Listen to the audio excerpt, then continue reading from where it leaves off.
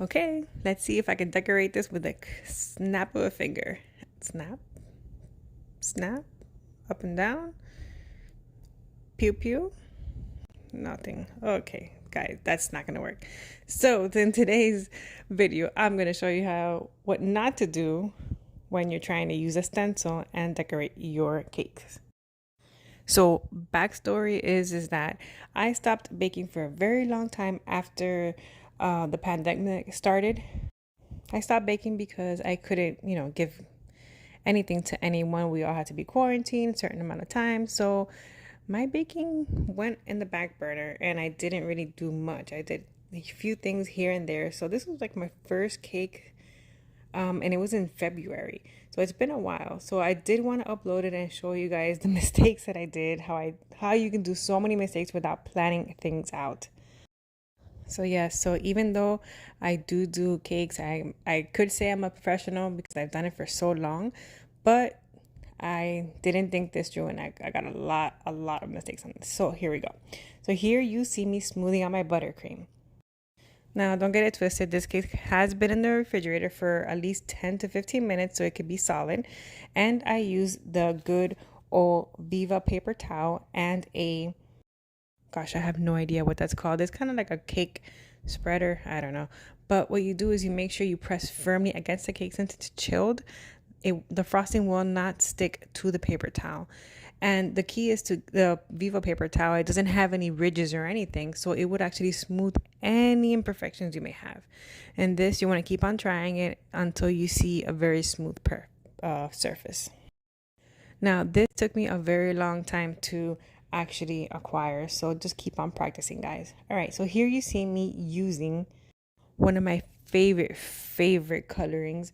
Is from Sugar Art. I'll go ahead and post their links below, but I used a little bit and I saw that the color was not what I liked, so I kept on mixing and I added a little bit more. I should have just left it at one time. I wanted purple and it was coming out blue, so I should have let it sit before I kept on adding more and more. But you'll see the end result, how beautiful that color is. It is so rich. It is actually stunning.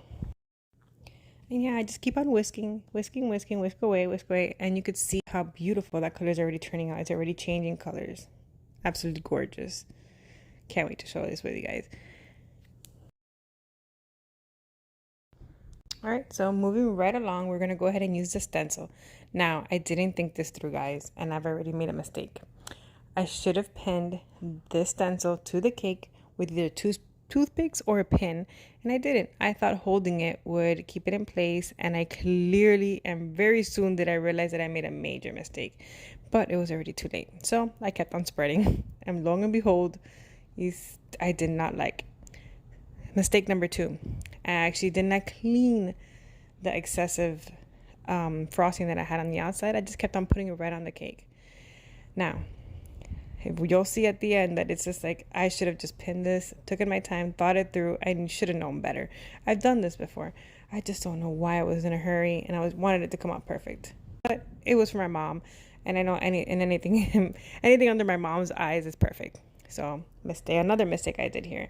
I did not clean it before putting it on the second tier cake. This time I did pin it, but I did not clean it. And what happened was that after I spread that and I took it off, lo and behold, it looked terrible. Ah, Jeanette, when are you gonna learn? The best thing is always I like to write down my steps, plan it through, and stop thinking that I could wing things when I should have just planned it. And I was definitely not liking this, as you can see. So I just decided to, you know what, I'm going to just go ahead and just scrape it and go ahead and frost it. And just go ahead and just, nobody will ever know that I did not plan it this way. So here you go. Once I smoothed it out and I mixed the colors mixed in with the white, it actually looked really nice. But again, that's not what I wanted. I wanted both tiers to have the stencil on them. But again, the good thing about being a baker is that you can always not hide your mistakes, but you are the baker, you're the artist in charge, and you can make anything happen. So just to give you a few tips on the next time you want to create a stencil or a print on a cake, make sure, number one rule is make sure your cake is chilled and cold for at least 10 minutes or more. That will make sure that when you go ahead and you take out the stencil, none of the cake or the frosting on the bottom will come with it. Pin the stencil down with a toothpick or pins, and a little goes a long way. Also, after you've already put the frosting on it, you're going to go ahead and just scrape the excess frosting that's colored with a scraper. And then again, when you're going to go ahead and do the other side of the cake, you're going to go ahead and chill it again for 10 minutes or more and do the other side. And make sure you clean that scraper before placing it on that cake. So yes, so those are my best tips that I can tell you what to do when you're having a stencil. Okay, so here you're going to see me how I do my mounting, I guess. I go ahead and use very thick bubble straws so that the second tier won't go ahead and sink into the cake. Now, yes, you're probably thinking, Jeanette, this is probably, you don't need to do this. This is a cake that's going to be cut at home. It's for your mom. It's not for special occasions. But for me, I like making sure that everything's perfect, as you can tell. So here you see me placing it on. And as you can see, it is not leveled that much because your girl likes to wing things all the time. You saw that move? Yeah, your girls like to wing things out. So you'll see how I touched it and no frosting came out. That's because the actual cake is actually cooled. But you can tell that the cake is not, or an accident that it's not leveled. It's like the straws, I didn't cut them correctly. Again, another mistake that I should have just thought it through, thinking I could wing things. After you're not doing cakes for so long, you do have to think things through. So here I am trying to put some frosting on the bottom. Yeah, but then I quickly realized, you know what? I can't. Let me just go ahead and leave it in the air. It's going to be for a cake at home. So I went ahead and just started doing, I actually used a dowel to make sure that, yes, it's in the air, but I don't want it to go ahead and topple over. So I went ahead and just nailed that in. And it went through the actual board of the first cake and the second cake until I was happy. I went ahead and stopped banging it. Also, I cut it on the top, and you see that toothpick on the bottom? That is my indication that that's the front of the cake, and that's the most prettiest part of the cake. So I know that not to make any more mistakes around there. And then I'm going to just do a quick little border, hide the fact that the cake is in the air, but it still looks very pretty. I'm not going to lie, I actually did like it at the end. I did have a little, heart palpitations during the whole thing, but at the end of the day, again, it was for my mom. It was for her birthday, and she appreciates anything. And the most important part is that the inside was her favorite flavor, which was rum cake.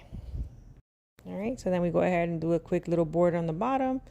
Clean that board before you do your final border of the cake, so that way you don't have to mess it up when you're going to go ahead and clean the board. But here we go. You'll see that I really did like it at the end. Super cute, super fast. And had I thought it through, it probably would have come out better. But hey, here we go. So after I did the border, I said, you know what? Let me go ahead and add some cute flowers to this cake. I did not have floral tape, guys, so I used aluminum foil on the tips. Again, it was for home. It wasn't for a customer. It was just for home. So I cut those and I put them in with aluminum foil. And it came out pretty good. If I do say so myself. That was my husband passing by. And there you go, guys. Look how cute that looks.